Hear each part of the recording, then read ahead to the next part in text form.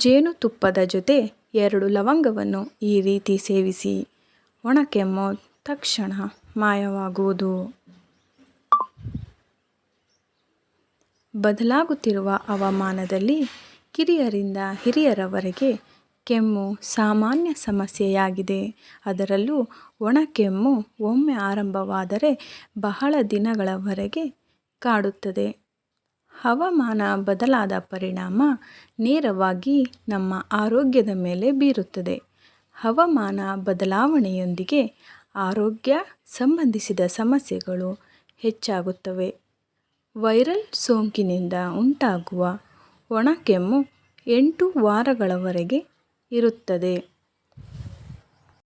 ಆದ್ದರಿಂದ ಇದು 8 ವಾರಗಳಿಗಿಂತ ಹೆಚ್ಚು ಕಾಲ ಇದ್ದರೆ ಇದು ದೀರ್ಘಕಾಲದ ಕೆಮ್ಮು, ಶ್ವಾಸಕೋಶದ ಕ್ಯಾನ್ಸರ್ ಸಂಕೇತವಾಗಿರಬಹುದು.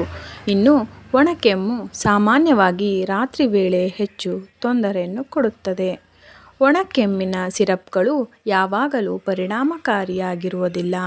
ಆದರೆ ಕೆಲವು ಮನೆಮದ್ದುಗಳು ಪರಿಹಾರವನ್ನು ನೀಡಬಹುದು. ಜೇನುತುಪ್ಪ ಹಾಗೂ ಲವಂಗದ ಪರಿಹಾರ. ಜೇನುತುಪ್ಪ ಮತ್ತು ಲವಂಗವು ಸಾಮಾನ್ಯವಾಗಿ ಎಲ್ಲ ಮನೆಯಲ್ಲೂ ಇರುವ ಪದಾರ್ಥಗಳಾಗಿವೆ. ಆದರೆ ಅನೇಕರಿಗೆ ಅವುಗಳ ಸರಿಯಾದ ಬಳಕೆ ತಿಳಿದಿಲ್ಲ. ಹುರಿದ ಲವಂಗವನ್ನು ಜೇನುತುಪ್ಪದೊಂದಿಗೆ ತಿನ್ನುವುದರಿಂದ ರೋಗನಿರೋಧಕ ಶಕ್ತಿ ಹೆಚ್ಚಾಗುತ್ತದೆ.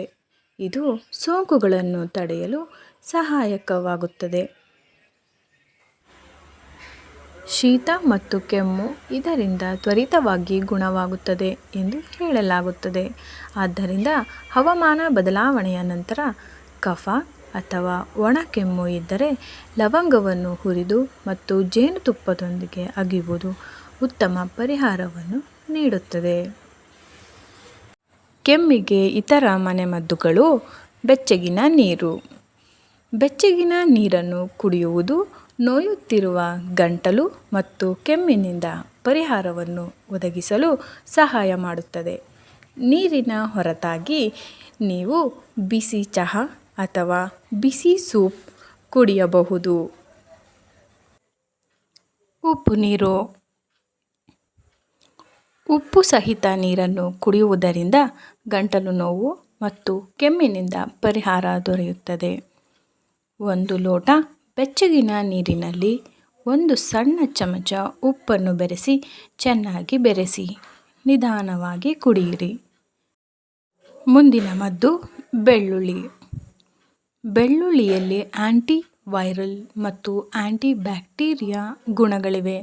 ಶೀತ ಮತ್ತು ಜ್ವರದಿಂದ ಉಂಟಾಗುವ ಕೆಮ್ಮಿನಿಂದ ಪರಿಹಾರವನ್ನು ಒದಗಿಸಲು ಇದು ಸಹಾಯ ಮಾಡುತ್ತದೆ. ಬೆಳ್ಳುಳ್ಳಿ ಎಸಳನ್ನು ಹಾಗೆಯೇ ಅಗೆಯಲೂಬಹುದು ಅಥವಾ ಅಡುಗೆಯಲ್ಲಿ ಬಳಸಬಹುದು. ಮುಂದಿನ ಮದ್ದು ಶುಂಠಿ. ಶುಂಠಿಯು ಉರಿಯೂತ ನಿವಾರಕ ಮತ್ತು ಆಂಟಿ ವೈರಲ್ ಗುಣಗಳನ್ನು ಹೊಂದಿದೆ. ಶೀತ ಮತ್ತು ಜ್ವರದಿಂದ ಉಂಟಾಗುವ ಕೆಮ್ಮಿನಿಂದ ಪರಿಹಾರವನ್ನು ಒದಗಿಸಲು ಇದು ಸಹಾಯ ಮಾಡುತ್ತದೆ. 1 ಚಮಚ ಶುಂಠಿ ರಸವನ್ನು ಬಿಸಿ ನೀರಿನೊಂದಿಗೆ ಬೆರೆಸಿ ಕುಡಿಯಬಹುದು. ತುಳಸಿ.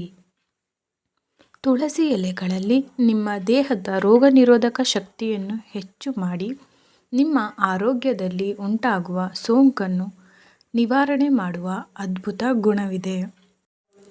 ಈ ವಿಡಿಯೋ ನಿಮಗೆ ಇಷ್ಟ ಆಗಿದ್ದರೆ ಲೈಕ್ ಮಾಡಿ, ಶೇರ್ ಮಾಡಿ, ಕಮೆಂಟ್ ಮಾಡಿ. ಇನ್ನೂ ಯಾರಾದರೂ ನನ್ನ ಚಾನಲ್ನ ಸಬ್ಸ್ಕ್ರೈಬ್ ಮಾಡ್ಕೊಳ್ದೆ ನೋಡ್ತಿದ್ರೆ ಪ್ಲೀಸ್ ಸಬ್ಸ್ಕ್ರೈಬ್ ಮಾಡ್ಕೊಳ್ಳಿ. I will Kannada YouTube channel. Thank you. Thanks for watching.